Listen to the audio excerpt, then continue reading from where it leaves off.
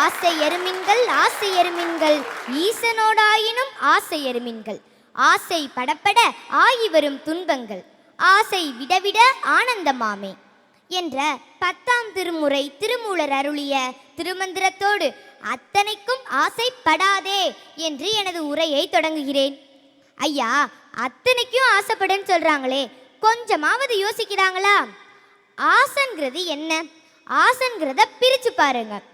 ஆசை அவ்வளவுதான். ஆச்சரியமா பார்த்து அவ்வளவுதானான் முடிக்கிறது தான் ஆசை. இதுக்காக உங்க வாழ்நாட்களை வீணடிக்கலாமா? மன நிம்மதியை கெடுத்துக்கலாமா? ஆசைப்படுறது தப்பு இல்லைங்க.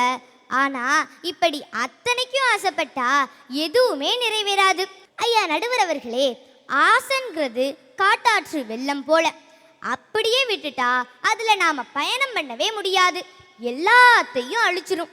அதுக்கு கரை கட்டி சீரமைச்சா வாழ்க்கை ஆத்துல போற படகு மாதிரி அழகா போயிட்டே இருக்கும். உறக்கத்தில் வருவது கனவல்ல, உன்னை உறங்க விடாமல் செய்வதே கனவு என்று கலாம் ஐயா சொல்வார்.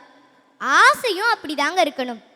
ஒரு ஆசை என்பது லட்சியமாக மாற, லட்சியத்தை அடைய பயிற்சியும் முயற்சியும் செய்யணும். அப்பதான் வெற்றி கிடைக்கும்.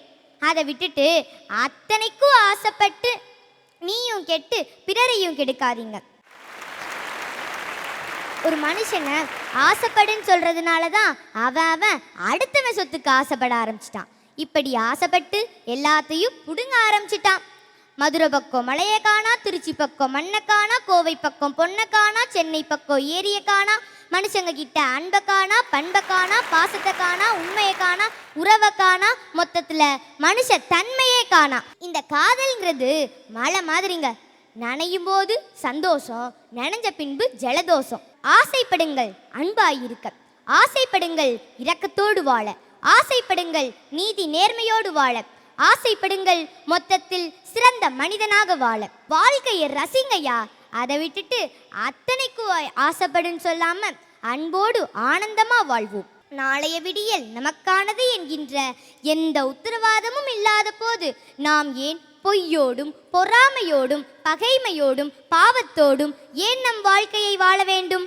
அர்த்தமுள்ள வாழ்க்கையை வாழ்வோம், அன்பு செய்வோம், அகிலத்தையே மாற்றுவோம். ஒரு மடமாதும் ஒருவனுமாகி இன்ப சுகம் தரும் அன்பு பொருந்தி உணர்வு கலங்கி ஒழுகிய விந்து ஊறு சுரோனித மீது கலந்து பனியிலொரு பாதி சிறு துளி மாது பண்டியில் வந்து புகுந்து திரண்டு பதும் அரும்பு அமடமிதன்று பார்வை மிவாய் செவி கால்கைகள் என்ற உருவமுமாகி உயிர் வளர் மாதம் 9 ஒன்றும் நிறைந்து மடந்தை உதரமகன்று புவியில் விழுந்து யோகமும் வாரமும் நாளும் அறிந்து ஒளிநகையூரல் இதழ் மடவாரும் உவந்து முகந்திட வந்து தவழ்ந்து மடியிலிருந்து மழலை மொழிந்து வாயுறு போதன நாமம் விளம்ப உடைமணியாடை அரைவடமாட உண்பவர் தின்பவர் தங்களோடுண்டு தெருவிலிருந்து புழுதியலைந்து தேடிய பாலருடோடி நடந்து 5 வயதாகி விளையாடியே உயர்தறிஞான குரு உபதேசம் முத்தமிழின் கலையும் கரைகண்டு வளர்பிறை என்று பலரும் விளம்ப வாழ்16 பிராயமும் வந்து மதன சொரூபன் இவன நம்மோக மங்கையர் கண்டு மருண்டு திரண்டு வரிவிழி கொண்டு சுழியை எறிந்து மாமையில் போலவர் போவது கண்டு மனது பொறாமல் அவர் பிறக்கோடி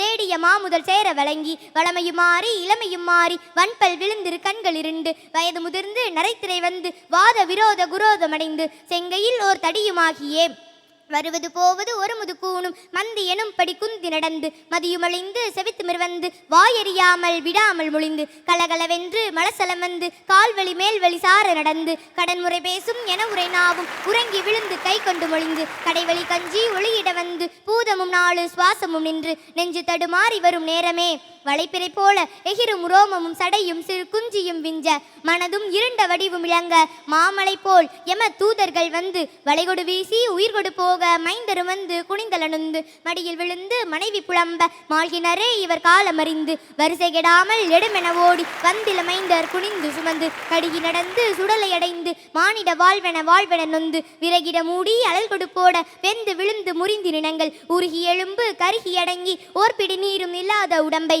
நம்புமடியே நெய்யின் யாழுமே. இவ்வளவுதாங்க மனித வாழ்க்கை. ஆனால் இந்த நவீன காலத்துல இதுக்கும் வேலை இல்லை. வீட்டை விட்டு வெளியே போனா திரும்ப வந்தாதான் நிச்சயம். அவ்வளவு விபத்துக்கள், படுத்தவர் எந்திரிச்சா நிச்சயம், அவ்வளவு நோய்கள். நிச்சயமற்ற இந்த உலகில் அன்பு ஒன்று மட்டுமே நிரந்தரம் என்று கூறி வாய்ப்பளித்தமைக்கு நன்றி கூறி அமர்கிறேன். நன்றி, வணக்கம்.